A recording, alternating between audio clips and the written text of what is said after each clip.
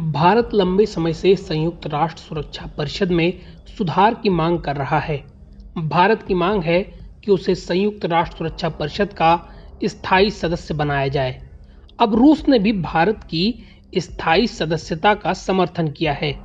संयुक्त राष्ट्र सुरक्षा परिषद में अमेरिका, फ्रांस, ब्रिटेन, रूस और चीन 5 स्थायी सदस्य हैं, जिनमें से 4 लगातार भारत की स्थायी सदस्यता का समर्थन करते रहे हैं।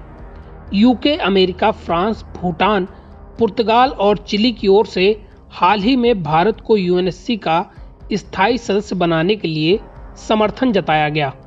रूसी विदेश मंत्री सरगेई लावरोव ने संयुक्त राष्ट्र महासभा को संबोधित किया। इसमें उन्होंने भारत के साथ ब्राजील की भी स्थायी सदस्यता का समर्थन किया।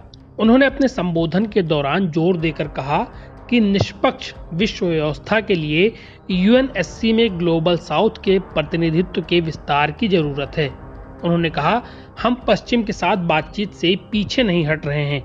जुलाई में रूस के प्रस्ताव पर अधिक न्यायसंगत, अधिक टिकाऊ विश्व व्यवस्था के निर्माण के विषय पर सुरक्षा परिषद में खुली बहस हुई थी।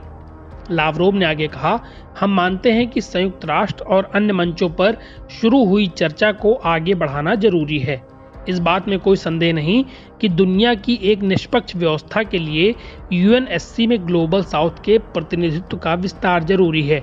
रूसी विदेश मंत्री ने यूएनएससी में भारत और ब्राजील को स्थायी सदस्यता देने का समर्थन दिया, लेकिन किसी नए पश्चिमी देश को स्थायी सीट देने का कड़ा विरोध जताया है। सरगेई लावरोव ने कहा, हम ब्राजील और भारत की उम्मीदवारी का समर्थन करते हैं। साथ ही अफ्रीकी संघ की पहलों पर सकारात्मक निर्णय लेने का भी समर्थन करते हैं, लेकिन निश्चित रूप से हम पश्चिमी देशों के लिए अतिरिक्त सीटों की बात भी नहीं कर सकते, जो पहले से ही यूएनएससी में ज्यादा प्रतिनिधित्व रखते हैं। भारत लंबे समय से विकासशील देशों के हितों को लेकर बेहतर प्रतिनिधित्व के लिए यूएन में स्थायी सीट की मांग करता रहा है। हाल ही में भारत को समर्थन के लिए दुनिया के कई देश आगे आए हैं। शुक्रवार को भूटान के प्रधानमंत्री ने भारत की स्थायी सदस्यता का समर्थन करते हुए कहा कि भारत इसका हकदार है। अपने संबोधन में सरगेई लावरोव ने पश्चिमी देशों पर वैश्वीकरण के मूल्यों को कुचलने का आरोप लगाया।